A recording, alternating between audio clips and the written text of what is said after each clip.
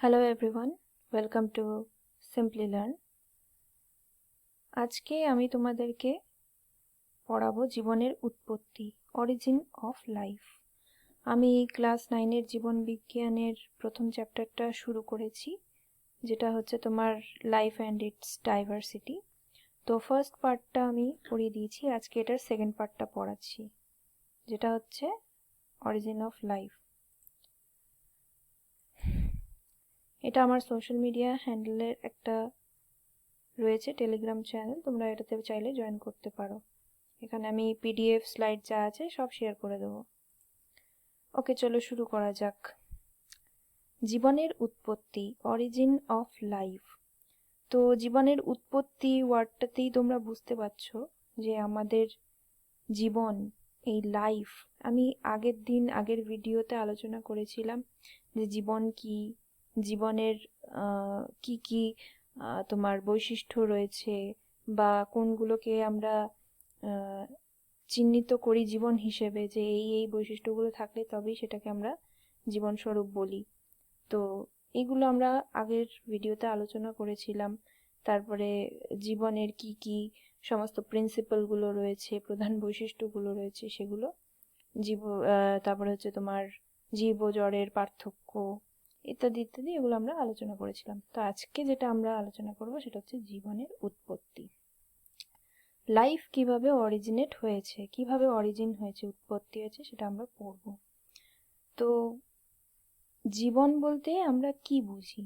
জীবন বলতে হচ্ছে আমরা বুঝি যে বৃদ্ধি, প্রজনন, পরিব্যক্তি, এইগুলো যারা হচ্ছে প্রকাশ করে, যাদের মধ্যে প্রকাশ পায়, সেই প্রোটোপ্লাজমীয়, সেই প্রকাশকারী প্রোটোপ্লাজমীয় বস্তুকে কিন্তু আমরা জীবন বলি। তো এই যে প্রোটোপ্লাজম, এই যে কথাটা, প্রোটোপ্লাজমের সাথে কিন্তু সেলের কানেকশন আছে। সেল মানে হচ্ছে আমাদের কোষ। তো এই যে কোষ, আমরা যেটাকে জীবনের একক বলি, এই কোষ কি করে আমাদের আসলো, কিভাবে কোষটাই বা কি করে উৎপন্ন হলো, সেটা কিন্তু আমরা এখানে দেখে নেব। তো সেই জীবনের উৎপত্তি সম্পর্কিত কতগুলো মতবাদ প্রচলিত আছে, তো সেই জিনিসগুলো আমরা আগে জেনে নেব। প্রথমে দেখো, মতবাদ যেটা রয়েছে, বহুল প্রচলিত যে মতবাদ দুটো রয়েছে, সেটি হচ্ছে আলেকজান্ডার ওপ্যারিন এবং জেভিয়াস হ্যালডেন, এই দুজন বিজ্ঞানীর কিন্তু তোমার মতবাদ বিশেষভাবে প্রচলিত এই টপিকটার উপরে, অরিজিন অফ লাইফ। অনেকেই অনেক রকম মতবাদ দিয়েছেন, কিন্তু এনারা যে মতবাদটা দিয়েছেন সেটা কিন্তু সর্বজন গ্রাহ্য। ঠিক আছে, তাহলে আমরা আগে দেখে নিই আলেকজান্ডার ওপারিন, ইনি কে ছিলেন?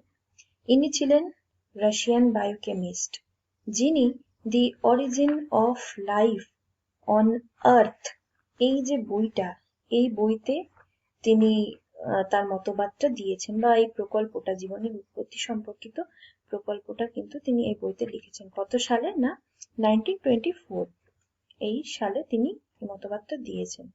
আচ্ছা, জেবিএস হ্যালডেন, তিনি আবার কি? তিনি হচ্ছে ব্রিটিশ বায়োলজিস্ট। উনিও এখানে র্যাশনালিস্ট অ্যানুয়াল, এটা কিন্তু একটা জার্নাল, পত্রিকা, এই পত্রিকাতে তার এই জীবনের উৎপত্তি সম্পর্কিত একটা তথ্য দিয়েছিলেন 1929 সালে। প্রথমে কিন্তু ইনি দিয়েছেন 1924, তারপরে 1929 সালে দিয়েছিলেন এই দুজন বিজ্ঞানী। তো এনাদের মিলিতভাবে মানে যে প্রকল্পটা তৈরি হয়েছে, তাকে আমরা কি বলছি? না, তাকে আমরা বলছি জীবনের জৈব রাসায়নিক উৎপত্তি সংক্রান্ত প্রকল্প। তো এনারা যে দুটো হচ্ছে মতবাদ দিয়েছিল, সেটাকে কিন্তু যৌথভাবে আমরা এটা বলছি জীবনের জৈব রাসায়নিক উৎপত্তি সংক্রান্ত প্রকল্প। তো এটা সম্পর্কে আমরা ডিটেইলসে নেক্সট পড়বো। ঠিক আছে, তো জীবনের জৈব রাসায়নিক উৎপত্তি সংক্রান্ত প্রকল্প, তোমরা কিন্তু নামেই দেখতে পাচ্ছ জৈব রাসায়নিক, মানে এখানে কিন্তু একটা কেমিক্যাল রিলেটেড ব্যাপার আছে। রাসায়নিক, রসায়ন, তোমরা বুঝতেই পারছো এখানে কেমিক্যাল বা কি বলবো, রাসায়নিক পদার্থের একটা ব্যাপার রয়েছে, তার সাথে জৈব একটা পদার্থ, জৈব রাসায়নিক এই ব্যাপারটা কিন্তু ইনভলভ রয়েছে জীবনের উৎপত্তির মধ্যে। তাহলে দেখে নিই আমরা কি আছে জিনিসগুলো। তো এই যে যৌথ তথ্য, এই তথ্যের মধ্যে কতগুলি পর্যায় আছে দেখো। প্রথম পর্যায়, দ্বিতীয় পর্যায়, তৃতীয় পর্যায়, চতুর্থ পর্যায়। তো এই পর্যায়গুলোতে কি কি রয়েছে আমরা জেনে নেব। প্রথম পর্যায়ে রয়েছে পৃথিবীর উৎপত্তি ও তার প্রাচীন পরিবেশ। আচ্ছা, এই যে আমাদের কোষ কি করে তৈরি হলো, সেটার আগে কিন্তু আমাদের জানতে হবে যে পৃথিবীটা কি করে তৈরি হয়েছে, পৃথিবীটা কোত্থেকে এলো, তার উৎপত্তি কিভাবে হয়েছে, সেই সময়কার পরিবেশ কিরকম ছিল যার জন্য মানুষ বা এই যে কোষ এটার সৃষ্টি হয়েছে, সেইটাকে আমাদের আগে কিন্তু জেনে নিতে হবে। নেক্সট আছে হচ্ছে আমার দ্বিতীয় পর্যায়ে জীবনের রাসায়নিক উৎপত্তি বা chemogeny, chemical origin of life or chemogeny.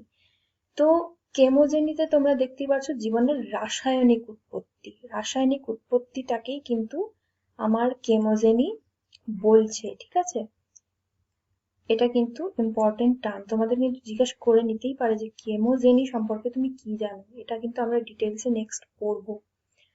তো জীবনের রাসায়নিক উৎপত্তি, এখানে কিন্তু রাসায়নিক মানে কেমিক্যাল, ধরো আমাদের কোষ যেটা রয়েছে বা আমাদের শরীর, কোষ, বিভিন্ন কোষ নিয়ে, কোষ থেকে টিস্যু, টিস্যু থেকে অর্গান, অর্গান থেকে সিস্টেম, এইভাবেই তো আমাদের শরীরটা তৈরি। তো এই যে কোষ বা আমাদের যে অর্গান বলো, টিস্যু বলো, যাই বলো না কেন, তার মধ্যে কিন্তু রাসায়নিক কিছু উপাদান রয়েছে, যেমন ধরো প্রোটিন, লিপিড, কার্বোহাইড্রেট, এগুলো নিয়েই তো আমাদের শরীরটা তৈরি হয়েছে। তো এই যে প্রোটিন, লিপিড, কার্বোহাইড্রেট, এইগুলোও তো কোনো কিছু থেকে এসছে। ধরো প্রোটিনকে যদি আমি ভাঙি অ্যামাইনো অ্যাসিড পাবো, তার মানে ওই অ্যামাইনো অ্যাসিড পার্টিকুলার ওই কেমিক্যাল গুলোর জন্যই কিন্তু প্রোটিনটা তৈরি হয়েছে। তারপরে ধরো লিপিড যেটা রয়েছে সেটাও কিন্তু কোনো কেমিক্যাল থেকেই তৈরি হয়েছে। তো এই যে রাসায়নিক যে উৎপত্তিগুলো এক একটা এভলিউশনারি স্টেজ পার করে করে এগুলো তৈরি হয়েছে, এগুলোই কিন্তু আমরা কেমোজেনিতে পড়বো। আচ্ছা, নেক্সট তারপরে আমাদের আছে হচ্ছে তৃতীয় পর্যায়ে প্রাণের জৈবিক বিবর্তন বা বায়োজেনি। এবার আমরা কেমোজেনি তো পড়ে নিলাম, কেমিক্যাল ফরমেশনে তোমার কোষ তৈরি হয়ে গেল এখানে। তারপরে আমরা বায়োজেনি পড়বো। এবার বায়োজেনিতে কি পড়বো, প্রাণের জৈবিক বিবর্তন।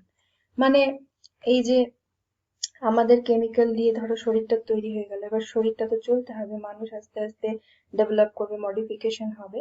তো সেইগুলো আমরা এখানে পড়বো, জিন, ডিএনএ, ক্রোমোজোম, এগুলো কিন্তু এখানে চলে আসবে, খুব উন্নত ভাবে চলে আসবে আস্তে আস্তে। আচ্ছা, তারপরে নেক্সট যেটা চতুর্থ পর্যায়ে অর্থাৎ লাস্ট পর্যায়ে, সেখানে আমাদের দেখো আদর্শ কোষের আবির্ভাব, মানে origin of eukaryotic sell. Eukaryotic prokaryotic sell তোমরা ক্লাস 8-এ পড়েছো আশা করি, ওখানে কিন্তু পার্থক্যও দেওয়া ছিল যে ইউক্যারিওটিক আদি কোষ, আদর্শ কোষ কাকে বলে, এর পার্থক্য। তো আশা করি এটা বেশি ডিটেলসে বলার দরকার নেই, যদি তোমরা বলো আমি পড়িয়ে দেবো, সেটাতে কোনো অসুবিধা নেই। তাছাড়াও তোমাদের ক্লাস 9-এর সিলেবাসেও এগুলো আবার রিপিট আছে, কারণ বায়োলজি এগুলো নিয়ে সমস্ত কিছু, কোষ নিয়ে সমস্ত কিছু, ঠিক আছে। তো আদর্শ কোষের আবির্ভাব হয়ে গেল, তার মানে কি আমাদের উন্নত মানের যে আমরা আজকে জীব বেঁচে আছি, আমাদের যে কোষ গঠন, আমাদের যা শারীরিক গঠন রয়েছে, কোষ শারীরিক গঠন তো কোষ গঠন রয়েছে, বা আমাদের অঙ্গ যেভাবে যে সমস্ত জিনিস দিয়ে তৈরি হয়েছে, সেগুলো একদম এখানে আমরা পড়বো, একদম আদর্শ যে কোষের আবির্ভাবটা, সেখানে এটা আমরা পড়বো। চলো এবার দেখে নিই আমরা প্রথম পর্যায়। প্রথম পর্যায়ে বললাম যে পৃথিবীর উৎপত্তিটা আমাদের আগে জানতে হবে, পৃথিবীর উৎপত্তি ও তার প্রাচীন পরিবেশ, এবং তখনকার যে পরিবেশ, প্রাচীন পরিবেশ। পৃথিবীর উৎপত্তি মানে বুঝতেই পারছো অনেক পুরোনো দিনের কথা, তো প্রাচীন পরিবেশটা আমাদের প্রিমিটিভ অ্যাটমসফিয়ার, সেটা আমাদের এখানে পড়ে নিতে হবে। তো এটারও একটা মানে দুটো মতবাদ রয়েছে, এই মতবাদগুলো কি কি সেগুলো আমরা এখানে দেখবো। দেখো এখানে দুটো মতবাদ হচ্ছে গ্রহ উৎপত্তি প্রকল্প আর একটা হচ্ছে নীহারিকা প্রকল্প। গ্রহ উৎপত্তি বা প্ল্যানেটেসিমাল হাইপোথিসিস, ইংলিশ টার্ম অবশ্যই পড়বে, যেগুলো খুব ইম্পর্টেন্ট, ঠিক আছে, কারণ তোমাদের এইটা না দিয়ে এইটা মেনশন করে দিতে পারে, ঠিক আছে। দাঁড়াও 1 মিনিট।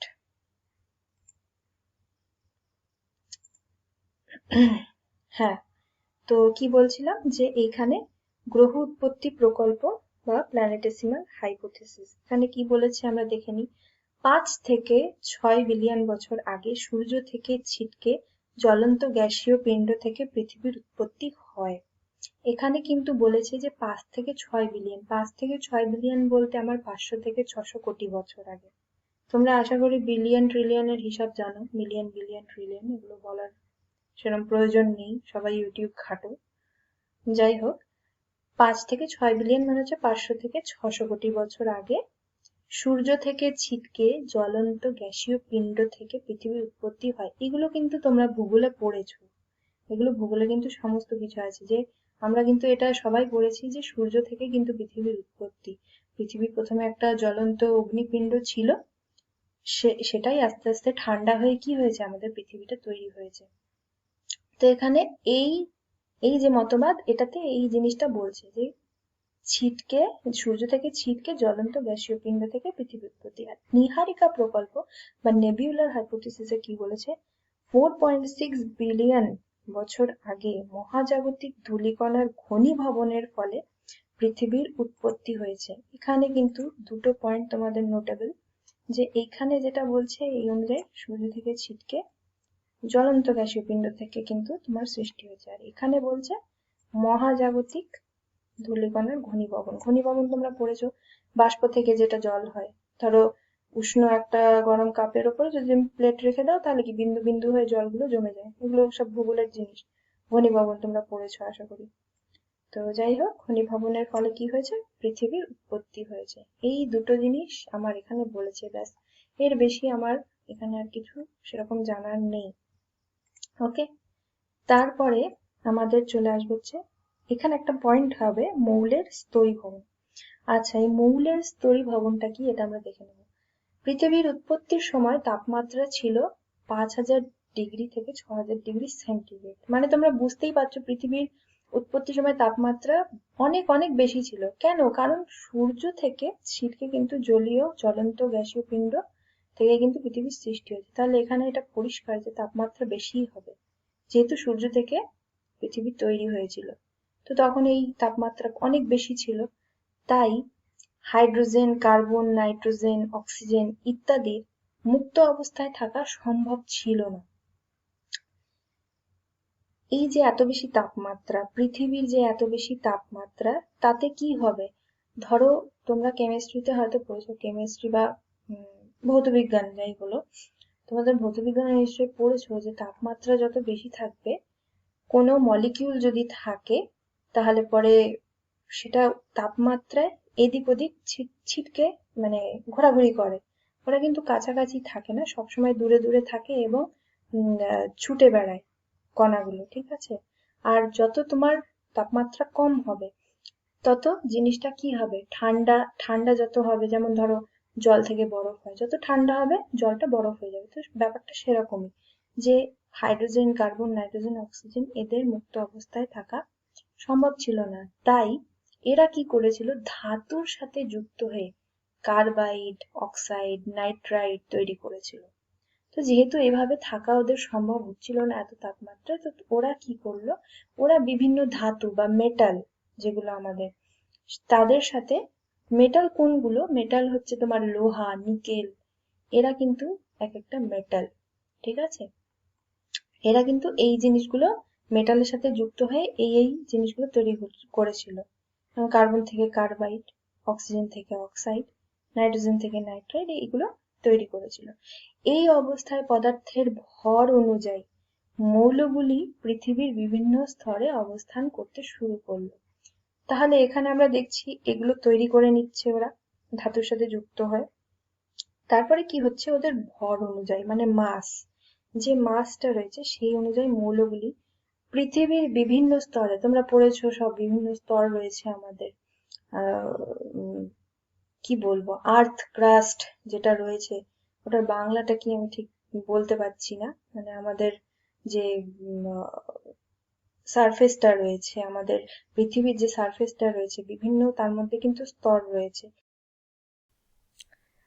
তাহলে এবার যেমন দেখো, লোহা, নিকেল ইত্যাদি ভারী মৌল কেন্দ্রে, যেগুলো ভারী, লোহা, নিকেল এগুলো কিন্তু ভারী মৌল, ঠিক আছে।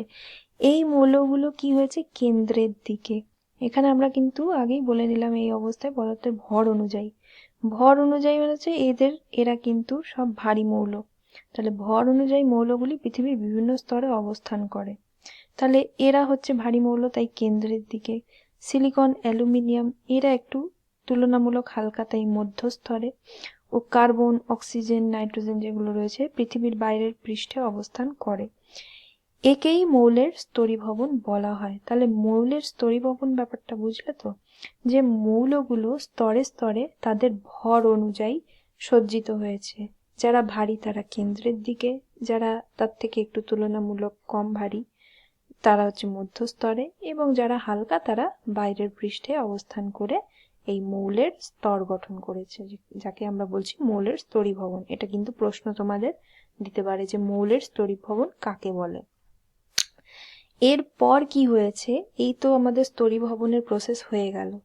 এরপর কি হয়েছে, পৃথিবী ঠান্ডা হতে থাকে, আস্তে আস্তে পৃথিবী টেম্পারেচারটা কমতে থাকে, ঠান্ডা হতে থাকে ও বাষ্প ঘনীভূত হয়ে বৃষ্টিপাত ঘটায়। তাহলে ঠান্ডা হচ্ছে মানে টেম্পারেচার কমছে মানে বাষ্প ঘনীভূত হয়ে কি হচ্ছে, বৃষ্টিপাত ঘটিয়েছে। এটা কিন্তু একদম প্রাচীন পরিবেশটা, পৃথিবী যখন উৎপত্তির সময় যখন সৃষ্টি হচ্ছে পৃথিবী তখনকার কিন্তু ঘটনা এগুলো বলছে। এরপর পৃথিবী ঠান্ডা হয়, তখন উত্তপ্ত পৃথিবীটা, এই যে জ্বলন্ত গ্যাসীয় পিণ্ড তখন কি হয়, ঠান্ডা হয়ে বৃষ্টিপাত ঘটায়, যার ফলে জলচক্রের প্রভাবে সমুদ্রের সৃষ্টি হয়। তাহলে আমাদের কিন্তু জল, সমুদ্র এগুলোর কিন্তু সৃষ্টি হয়ে গেল, যা কিন্তু সেল ফরমেশনের জন্য পরবর্তীতে আমরা পড়বো এগুলো, যে কিভাবে এরা কার্যকরী হলো, এগুলোর ইম্পর্টেন্স কি, ঠিক আছে। তাহলে আমাদের সমুদ্র চলে এলো। ঠিক আছে, নেক্সট আমরা পড়বো দ্বিতীয় পর্যায়, জীবনের রাসায়নিক উৎপত্তি বা chemogeny, chemical origin of life or chemogeny, ঠিক আছে। তো কেমোজেনি টার্মটাতেই বুঝতে পারছো রাসায়নিক উৎপত্তি। তাহলে রাসায়নিক উৎপত্তিতে কি হয়েছিল সেটা আমরা এখানে দেখে নেব। চলো, রাসায়নিক উৎপত্তিতে দেখো, প্রথমে এই ফ্লোচার্টটাতে প্রথম যে ধাপটা রয়েছে সেখানে দেখো মূল অজৈব অণু। আমরা দেখো আগে কিন্তু পড়লাম যে তোমার হচ্ছে প্রথমে যেটা পর্যায়টা ছিল যে পৃথিবীর উৎপত্তিতে কিন্তু আমরা কি দেখলাম, যে বিভিন্ন যে তোমার গ্যাসীয় মৌলগুলো বা মৌল বলতে পারো, সরল অণু যে মৌলগুলো, তারা কিন্তু এরা সবাই তখন ছিল, তখন এদেরই কিন্তু সৃষ্টি হয়েছিল। হাইড্রোজেন, কার্বন, অক্সিজেন, নাইট্রোজেন এরাই কিন্তু সবাই ছিল। কিন্তু এখানে একটা ব্যাপার আছে, যে অক্সিজেন, মুক্ত অবস্থায় কিন্তু অক্সিজেন ছিল না। সেই পরিবেশটাই যখন এই প্রাচীন পরিবেশ ছিল, অক্সিজেনের কিন্তু তখন কোনো তোমার কোনো চিহ্ন ছিল না। অক্সিজেন কিভাবে ছিল, হয়তো কোনো যৌগের সাথে মানে দলবদ্ধভাবে ছিল, সংযুক্ত হয়ে ছিল, কিন্তু একা যে মুক্ত মৌল অক্সিজেন তখন কিন্তু ছিল না। কারণ তখনই যদি অক্সিজেন চলে আসতো তাহলে কিন্তু লাইফের ফরমেশন হয়ে যেত। তো সেটাই আমরা আস্তে আস্তে পড়বো, যে মুক্ত অক্সিজেনটা কিভাবে তৈরি হলো, তারপরে তোমার কোষ কিভাবে তৈরি হলো, আমাদের ইউক্যারিওটিক সেল কিভাবে আসলো, সেগুলো আমরা কিন্তু জানবো। তো ফার্স্টে তখন মানে উত্তপ্ত অবস্থায় ভরে ভরে এগুলো ছিল, হাইড্রোজেন তো ভরে ভরে একদম ছিল পরিবেশের মধ্যে, ঠিক আছে। ঠিক আছে, নেক্সট তারপরে হচ্ছে দেখো, প্রধান গ্যাসীয় পদার্থ জলীয় বাষ্প, methane, ammonia, HCN, hydrogen cyanide এটা ইত্যাদি এগুলো ছিল। তো প্রধান গ্যাসীয় পদার্থ কিন্তু আমার জলীয় বাষ্প ছিল। দেখো আমি আগে যেটা বলছিলাম, অক্সিজেন কিন্তু কখনোই একা ছিল না, ও কিন্তু কারোর না কারোর সাথে দল বেঁধে ছিল। তারপরে মিথেন ছিল, অ্যামোনিয়া ছিল, এই সব গ্যাসীয় পদার্থগুলো ছিল তখন উত্তপ্ত অবস্থায় পৃথিবী। তারপরে কি হলো, প্রথম সৃষ্ট polymer, amino acid, monosaccharide, fatty acid. এইবার যখন আমরা যে পড়লাম যে সমুদ্রের সৃষ্টি হলো, ঠিক আছে, তো সমুদ্রের সৃষ্টি হলো মানে কি, এগুলোর সাথে যখন সমুদ্রের জলের সাথে এই জিনিসগুলো সব রিয়াক্ট করলো, মানে জলীয় বাষ্প, মিথেন, অ্যামোনিয়া, এগুলো সব জলের স্পর্শে এসে বিক্রিয়া করলো, বিক্রিয়া করে আস্তে আস্তে কি করলো, এই ধরনের পলিমার সৃষ্টি করলো, যেমন amino acid, monosaccharide, fatty acid, এই যে তোমার মৌলগুলো, সেগুলোকে, পলিমারগুলোকে তৈরি করলো। ঠিক আছে, তো এই পলিমারগুলো থেকে আবার কি হলো দেখো, জটিল জৈব যৌগ, প্রোটিন, নিউক্লিক অ্যাসিড, এইগুলোর ফর্মেশন হলো।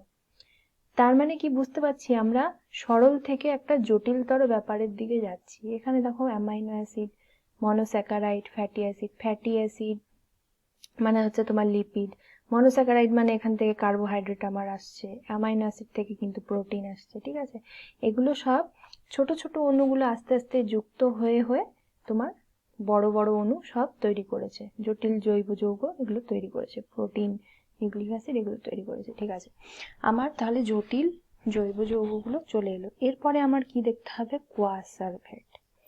আচ্ছা, এবার কোয়াসারভেটের একটা গল্প আছে। তো কোয়াসারভেটের গল্পটা কি, কোয়াসারভেট হচ্ছে বিজ্ঞানী ওপারিন যিনি ছিলেন, তিনি এই কোয়াসারভেট মডেলটার কথা বলেছিলেন।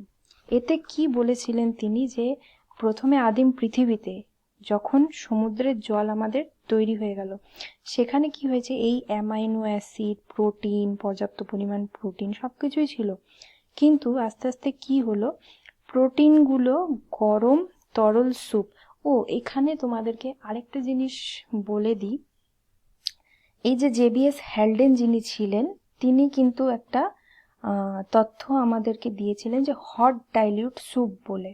যখন এই যে সমুদ্রের জল আমাদের তৈরি হলো, তিনি বলেছিলেন যে পৃথিবীর আদিম পরিবেশে কিছু জৈব জৈব অণু যেগুলো সৃষ্টি হয়েছিল, সেগুলো সমুদ্রের উত্তপ্ত জলে মিশে প্রাণ সৃষ্টির একটা অনুকূল মাধ্যম তৈরি করেছিল। মানে ওই অণুগুলোই, মানে যেটা তোমার এই প্রসেসে বলছে, ধরো এই সব অণুগুলোই সব, এই যে অ্যামাইনো অ্যাসিড, মনোস্যাকারাইড, এগুলো সমুদ্রের জলে, গরম জলে মিশে কি হয়েছিল, একটা অনুকূল মাধ্যম তৈরি করেছিল প্রাণী সৃষ্টি হওয়ার। তো সেটাকেই তিনি, মানে সমুদ্রের উত্তপ্ত জল এবং বিভিন্ন যে জৈব অণুগুলোর মিশ্রণ ছিল, তাকে কিন্তু হট ডাইলিউট স্যুপ বলে তিনি আখ্যা দিয়েছিলেন।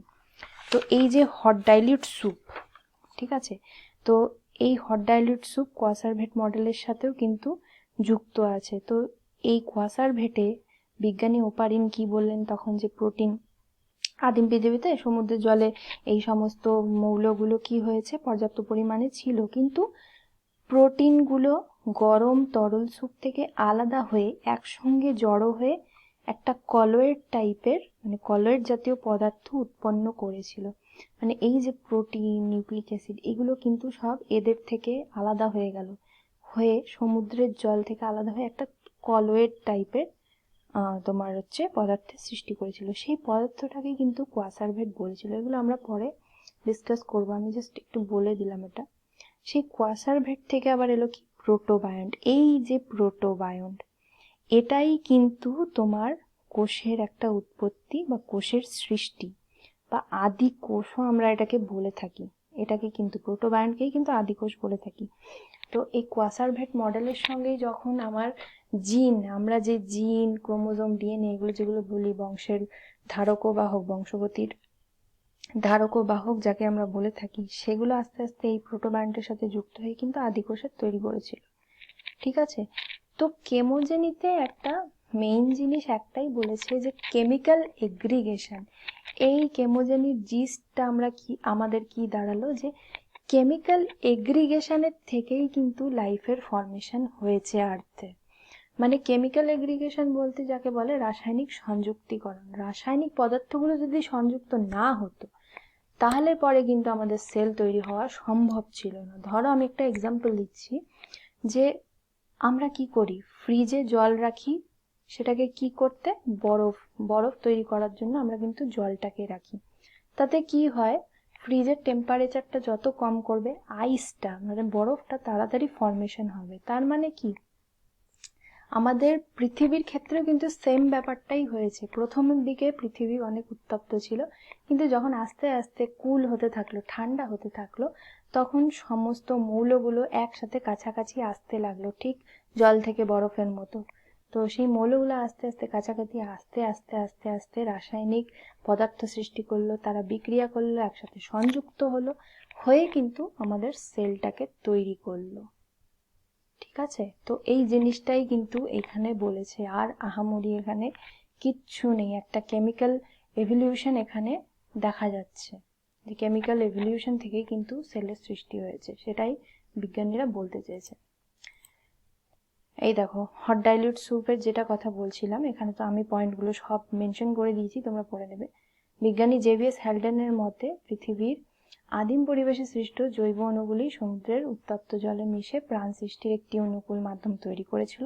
সমুদ্রের উত্তপ্ত জল ও বিভিন্ন জৈব অণুর মিশ্রণকে হ্যালডেন নাম দেন। এগুলো আমি সব আগেই বলে দিয়েছি, হট ডাইলিউট স্যুপ। ঠিক আছে, এই দেখো তোমাদের কোয়াসারভেট মডেল, যেটা বলছিলাম আগের স্লাইডটাতে, যেটা আমি বললাম যে কোয়াসারভেটটা কি, এই যে অ্যামাইনো অ্যাসিড, প্রোটিন, এগুলো পর্যাপ্ত পরিমাণে ছিল, তার ফলে কি হয়েছিল, গরম তরল স্যুপে, এই মানে হট ডাইলিউট স্যুপে কি হয়েছে, একসাথে জড়ো হয়ে কলয়েড জাতীয় পদার্থ গঠন করেছিল, যাকে ওপারিন কোয়াসারভেট নাম দিয়েছিলেন। এই দেখো এইটা কিন্তু ওপারিনের কোয়াসারভেট মডেল, যেখানে কি বলছে না, এটি লিপিড, প্রোটিন, কার্বোহাইড্রেট দ্বারা গঠিত। এই দেখো প্রোটিনের ভাগটা সব থেকে বেশি ছিল, লিপিডও আছে, কার্বোহাইড্রেটও আছে। এর পাশাপাশি কি হয়েছিল, এতে কোষ পর্দার মতো দ্বিস্তরী আবরণ, এই দেখো একটা দ্বিস্তরী আবরণের কিন্তু সৃষ্টি হয়েছিল। এটাই কিন্তু আমরা সেল মোটামুটি ধরে নিতে পারি। আবার এর সাথে সাথে আরেকটাও জিনিস ছিল, বিজ্ঞানী ফক্স বলে একজন ছিলেন, যিনি মাইক্রোস্ফিয়ার নামে একটি মডেলের কথা বলেছিলেন। দেখো এখানে খুব সিমিলারিটি রয়েছে। বিজ্ঞানী ফক্স বলেছিলেন মাইক্রোস্ফিয়ার হলো প্রথম কোষীয় জীব, এটি অর্ধভেদ্য পর্দাবেষ্টিত প্রোটিনের একটি গঠন। এই দেখো শুধু প্রোটিন, উনি শুধু প্রোটিনের কথা বলেছিলেন, আর তার সাথে সাথে সাথে অর্ধভেদ্য পর্দার কথা বলেছিলেন। অ্যামাইনো অ্যাসিডের শৃঙ্খল গঠন, নিউক্লিওটাইড শৃঙ্খল বিক্রিয়া প্রভৃতি উপস্থিতিমূলক বিক্রিয়া দেখাতে পারত। তো যাই কোয়াসারভেট তাই হচ্ছে মাইক্রোস্ফিয়ার, এটার মধ্যে খুবই সিমিলারিটি রয়েছে। ঠিক আছে, এই দুটো মোটামুটি একই, তোমরা ধরে নিতে পারো। তো এবার আমরা যেটা দেখব সেটা হচ্ছে এই যে এই দুটো জিনিস থেকেই কিন্তু দেখো কোয়াসারভেট বা মাইক্রোস্ফিয়ারের সঙ্গে নিউক্লিক অ্যাসিড কোনগুলো না, নিউক্লিক অ্যাসিড হচ্ছে ডিএনএ, আরএনএ। ঠিক আছে, এগুলো কিন্তু আমার নিউক্লিক অ্যাসিড, যেটা জিনের ধারক ও বাহক। তো এরা কি হয়েছে, বংশগতির ধারক ও বাহক, জিন, ডিএনএ, ক্রোমোজোম, এইগুলো নিউক্লিক অ্যাসিড যুক্ত হয়ে সৃষ্ট হয়েছিল আদিকোষ বা প্রোটোসেল বা প্রোটোবায়ন্ট। প্রোটোসেল বা প্রোটোবায়ন্টটাকেই কিন্তু আমরা এখানে আদিকোষ বলছি। এই দুটো মডেল থেকে তারা এই জিস্টে এসছিল, এই সারাংশে তারা এসছিল যে এই জিনিসটাই আমার হচ্ছে আদিকোষ। ঠিক আছে, আচ্ছা চলো এবার আমরা তৃতীয় পর্যায়টা দেখে নেব। তৃতীয় পর্যায়ে আমার কি বলেছে, প্রাণের জৈবিক বিবর্তন বা বায়োজেন। প্রাণের জৈবিক বিবর্তন বা বায়োজেনি বলতে আমার এখানে কিরকম ব্যাপারটা বলছে, আমরা কিন্তু রাসায়নিক যে বিবর্তন সেগুলো কিন্তু আমরা পড়ে নিলাম। বায়োজেনি আমাদের কিন্তু সেল ফর্মেশন হয়ে গেছে, প্রোটোসেল যেটা আমরা বলছি। ঠিক আছে, মাইক্রোস্ফিয়ার মডেল থেকে বা বলো বা কোয়াসারভেট মডেল থেকে বলো, কোষ আমরা কিন্তু পেয়ে গেছি। এবার এই কোষ শুধু কোষ হিসেবে থাকলেই তো হবে না, তাকে তো আরো বাড়াতে হবে, তাকে নিজেকে রেপ্লিকেট করতে হবে, ফর্মেশন, নতুন নতুন সেল উৎপন্ন করতে হবে। ঠিক আছে, বিভাজন হতে হবে তার। তো তার জন্য কি আছে, সেগুলো কিভাবে হবে, কিভাবে একটা কোষ থেকে আরেকটা কোষ তৈরি হবে, সেটা কিভাবে উন্নত হবে, তার থেকে অর্গান কি করে ফর্মেশন হবে, কিডনি, হার্ট, লাংস এগুলো কি করে তৈরি হবে, উন্নত মানুষ সৃষ্টি হবে, সেগুলো কিন্তু আমরা বায়োজেনিতে পড়বো। তাহলে চলো দেখে নি কি আছে। দেখো কোয়াসারভেট বা মাইক্রোস্ফিয়ার মডেল, এটা তো আমরা পড়েই নিলাম। প্রথম কোষ প্রোটোসেল বা প্রোটোবায়ন্ট যেটাকে আমরা বলছি, এখান থেকে কিন্তু তৈরি হয়ে গেছে। তার সাথে কি হচ্ছে, নগ্ন জিন, ন্যাকেড জিন যেটা আছে। ন্যাকেড জিন আমি এখানে একটা বলে রাখি, এটা কি, ন্যাকেড জিন হচ্ছে যারা স্বপ্রজননক্ষম, মানে এরা নিজেরা তৈরি করতে সক্ষম, নিজেদের কপি বানাতে সক্ষম। ঠিক আছে, কিন্তু এরা প্রোটিনবিহীন আরএনএ প্রকৃতির পলিনিউক্লিওটাইড। আরএনএ প্রকৃতির যে পলিনিউক্লিওটাইড গুলো আছে তাকে কিন্তু আমরা নগ্ন জিন বলছি। তো তারা কি হলো, এই কোষের সাথে যুক্ত হয়ে গেল, যে প্রোটোসেল আমার তৈরি হলো ওয়াসারভিট মাইক্রোস্ফিয়ার মডেল থেকে। ঠিক আছে, তো এই দেখো এখানে এটাই দেওয়া আছে, প্রোটোসেল আমার আদিকোষ তৈরি হয়ে গেল। নেক্সট আমার কি হবে, শুধু এখানে থেমে থাকলে তো হবে না, এবার দেখো এখানে একটা প্রবলেম ছিল, এর থেকে কি হলো, সাইটোপ্লাজম প্লাস নগ্ন ডিএনএ তৈরি হলো, নগ্ন জিন থেকে নগ্ন ডিএনএ। এরা কিন্তু স্বপ্রজননক্ষম, নিজেদেরকে মিউটেশন করেছে, অনেক কিছু করেছে, করে টোরে কিন্তু এগুলোতে পরিবর্তন হয়ে গিয়েছে। প্রোটোসেলটা কি ছিল, প্রোটোসেল আমার কোষ তো তৈরি হয়ে গেল, কিন্তু এর মধ্যে বিভাজন ক্ষমতাটা ছিল না, তার জন্যই কিন্তু সাইটোপ্লাজমে সে পরিণত হয়েছে। ধীরে ধীরে অনেক বিবর্তন, অনেক কিছু পরিবর্তন, নেচারের পরিবর্তন আস্তে আস্তে মানিয়ে নিতে নিতে কিন্তু এগুলো পরিবর্তন হতে হতে সমস্ত চেঞ্জ হয়েছে। ঠিক আছে, এবার সাইটোপ্লাজম আর নগ্ন ডিএনএ মিলে কি করবে না, এরা কি হয়ে গেল, স্বপ্রজনন ক্ষমতাযুক্ত, মানে এরা কি হলো, সেই ক্ষমতাটা পেয়ে গেল, মানে নিজেদেরকে তৈরি করার, নিজেদের একটা কপি তৈরি করার মতো ক্ষমতা এদের চলে এলো, রেপ্লিকেশন করার ক্ষমতা চলে এলো, প্লাস শক্তি উৎপাদন এবং ব্যবহারে সক্ষম, মানে যে শক্তি উৎপাদন এরা করতে শুরু করলো, নিজেরা এইরকম একটা কাজ করবে, একটা প্রসেস হবে, মানে তো শক্তি উৎপাদন হবে। শক্তি উৎপাদনটাকে কি হবে, শুধু শক্তি উৎপাদন হলে তো হবে না, ব্যবহারও করতে হবে, তো সেই ব্যবহারেও সক্ষম হয়ে গেল এরা। ব্যাস, এইবার চলে এলো আমার প্রোক্যারিওটিক কোষ, মানে হচ্ছে তোমার যেটা আমাদের পুরনো সেল, যেটা প্রোক্যারিওটিক কোষ মানে আদিকোষ। আদিকোষটা, এটাকে আমরা আদিকোষ বলছি, কিন্তু এর মধ্যে কিন্তু ডিএনএ এর ব্যাপারটা চলে এলো, যেটা এখানে ছিল না। ঠিক আছে, যেটা আমাদের বংশগতির ধারক ও বাহক, ধারণ করবে আমাদের যে নেক্সট জেনারেশনে যাবে। দেখো, পরিবর্তন যখন আমাদের হয়, আমাদের কোন একটা জেনারেশনে হয়, সেটা কিন্তু আমরা দেখতে পারি না, আমাদের সেই পরিবর্তনটা কি হয়, পরের জেনারেশনে দেখা যায়। আমাদের এখানে সেই প্রসেসটা চলতে থাকে, মানে আমাদের জেনারেশনে যদি কোনো পরিবর্তন হওয়ার থাকে, সেগুলো সেই প্রসেসটা হতে থাকে, কিন্তু আমরা সেটা উপভোগ করতে পারি না, সেটা কি হয়, পরের জেনারেশনের মধ্যে এগুলো দেখা যায়।